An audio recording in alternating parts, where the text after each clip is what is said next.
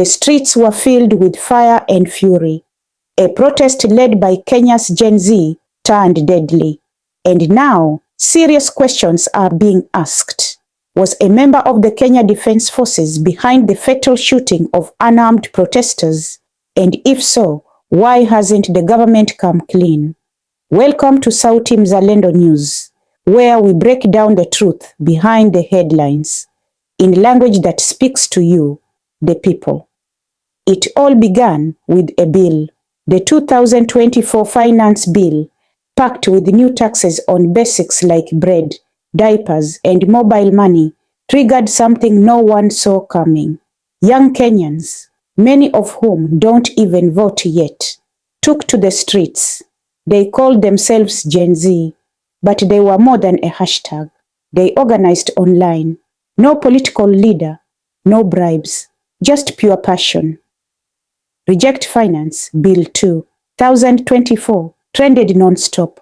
Protests started peacefully in Nairobi on June 18th, then exploded across the country. Then came June 25th, a day now etched into Kenya's history. Protesters stormed parliament in a desperate act of defiance.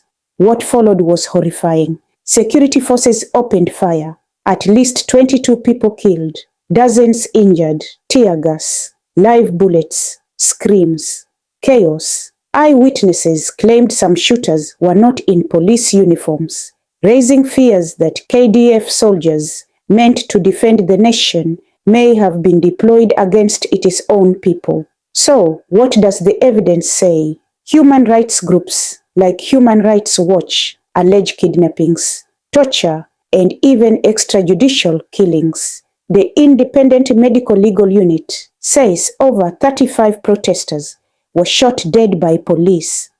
But here's the twist. Some reports suggest it wasn't just police. A BBC investigation, while not directly naming a KDF shooter, points to the possible use of military force in civilian areas, a move that could be illegal under Kenyan law. No official has confirmed these claims. No footage has surfaced. But the silence, it's loud. And Kenyans are demanding answers. After the bloodshed, President William Ruto backed down. He rejected the finance bill. But the people said that's not enough. They wanted justice, accountability, reform, and they weren't done. Protests continued with growing demands. Arrest those who shot innocent youth, reform the police, and stop using fear to silence voices. If a KDF officer did shoot protesters, who gave the order? Why hasn't there been an investigation? Why aren't the names of the dead released officially? Kenyans are tired of unanswered questions, tired of impunity, and as the world watches, the youth are standing taller than ever, demanding not just change, but truth. Let's be honest, what we saw in June and July was not just a protest. It was a rebirth.